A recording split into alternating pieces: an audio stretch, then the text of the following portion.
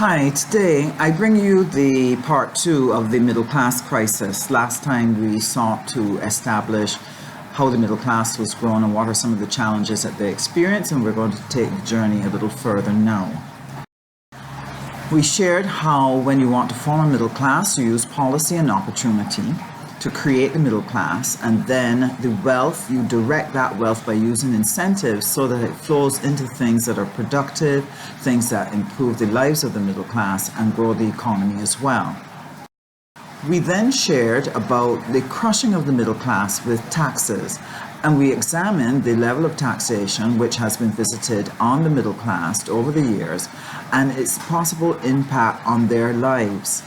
And when we add all of these things together, both the direct and indirect methods of taxation, this is what comes to the middle class from the government. This is what is taken from their paycheck. It is a whopping $10,400 per annum, in addition to the taxes that we normally pay. This is an enormous sum coming from out of middle class families across this nation.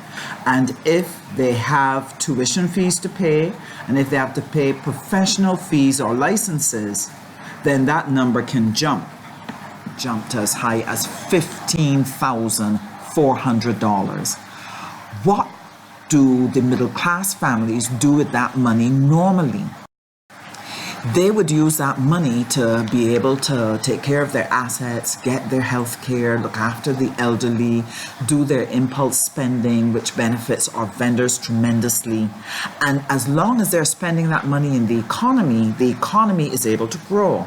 But the moment you remove that, people like the carpenters can't get work, the car dealerships, the masons, new jobs for school leavers are simply not there. The vendors can't feed their families because middle class people are holding back their spending.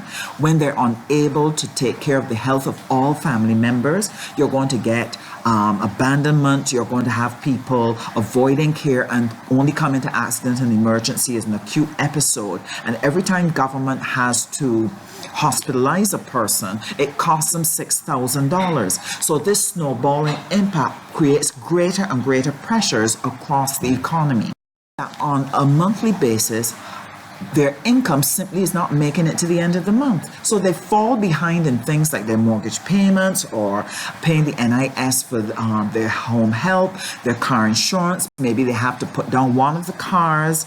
They're grazing down their savings to be able to respond to emergency situations. A tire is blown or the car needs to be fixed or a child needs something. And it's also reflecting itself in the change in their diets. And all of this adds to the stress which middle class families are feeling. And that stress is tremendous. This then creates a further stress across the economy as their income shrinks because their spending slows. Businesses then respond by laying off and closing, and unemployment rises. Because unemployment rises, another round of spending gets slower. So more businesses then lay off. Now, in that second round of layoffs, middle class people will start to lose their jobs as companies may close a department or merge two functions or reduce a department. And so that pressure continues. Government revenue continues to shrink, and we've seen the evidence of this year upon year across different budgets, that despite pressing on the taxes and taking more and more from us, that immediately it shrinks government's revenue. And so our social services suffer because government can't afford it, because they've used the wrong policy, causing citizens to suffer. A double whammy is found by the small business owners because not only are they experiencing government taking more and more out of their income is shrinking because they have less consumers, and their costs are rising because taxes raise the cost of doing business and raises the cost of the price to the consumer. And so we're seeing heart attacks, we're seeing increased strokes, etc., and increased stresses across the community.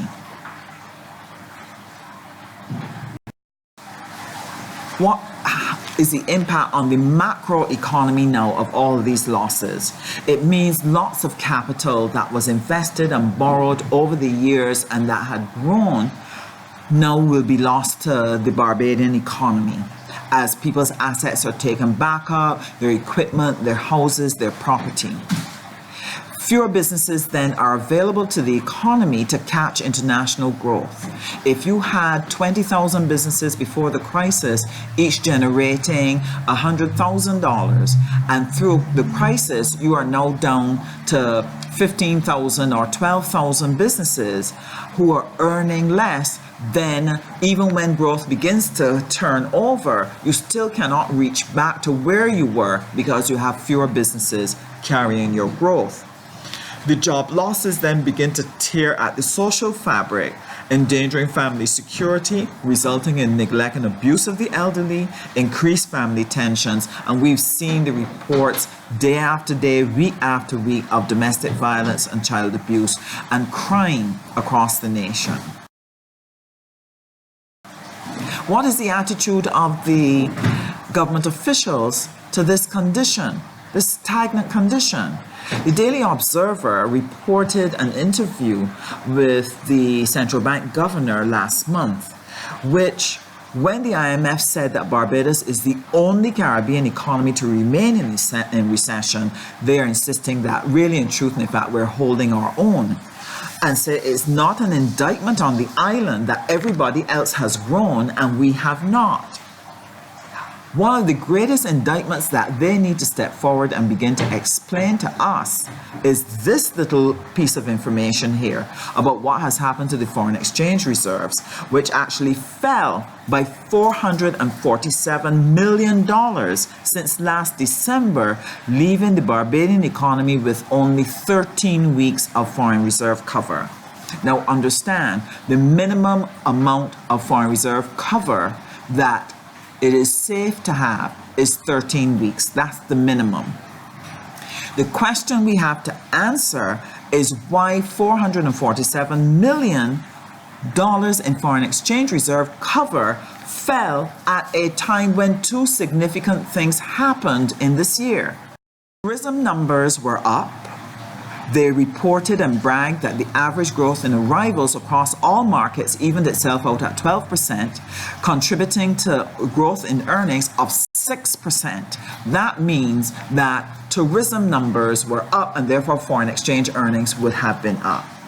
At the same time, oil prices are down. That the price of a barrel of oil moved from $100 down to under $50. This means that the Barbadian economy saved $400 million in foreign exchange. That means that foreign reserves are up, should be up. Why is it that it has fallen $447 million? And somebody has to explain this to us. That report, what does the central bank governor now say? Oh, large amounts of foreign reserves are unnecessary. We have enough at the level of minimum cover. This after claiming that the reason why the government pursued austerity measures was because they wanted to protect the foreign reserves. We were told this year in, year out by the Minister of Finance. The central bank governor spent thousands and thousands of dollars to put on a series on television to explain the foreign reserves and the importance of the foreign reserves and how we must protect it at all costs. And this is why Barbadians must bear the pain. This is what we were told. So let's take a look at the figures to see now whether this was a reasonable thing to tell us or not, when you now say that 13 weeks of cover are quite enough. More than that is unnecessary. This is the Economic Review, Budget Review 2015, looking at the foreign exchange reserves and cover from 2006 to 2014.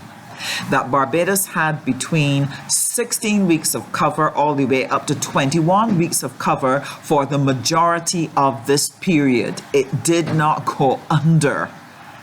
And what is it that they are now saying to us? During this period when they had sufficient foreign reserve cover, they said they could not do a stimulus to the economy. But if you look at these figures, with 1,400 million in foreign reserve cover, we could have done a $300 million stimulus for the economy to be able to stabilize the retail sector, to be able to put money into offshore and put money into tourism. And that would have buttressed the economy against the international buffeting, and it would have preserved our small businesses. It would have made it unnecessary for government to have to put excess taxation on the economy that was being internationally buffeted.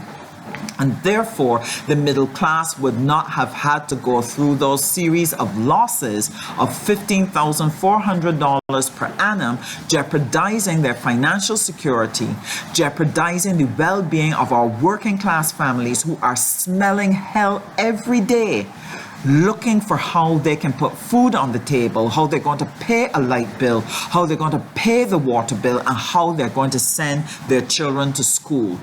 This level of mismanagement is unacceptable, and therefore it is critical that this government be held to account for this damage that they have done to the lives of Barbadian people, only to come back to us now to say that it wasn't necessary to have high foreign. Did they put at risk all of these things that are so important to the Barbadian well-being? And even though in another couple of years, and they will come, they will return that money to you, the damage would have been done and you cannot recover. When a man at 50 loses his job, how easy is it for him to find another job? When you've lost a business and you owe the bank and you've lost your property, who is going to lend you money again to start another business? When a child has lost the opportunity to go to BCC, to go to university, how easy is it for them to recover from that denial of that privilege when maybe they've gone on with their lives, they've started a family, they've taken a lower paying job? It makes it that much harder for them to get up. This quality of governance is something that Barbadians did not deserve. And I'm going to let Plato have the last word.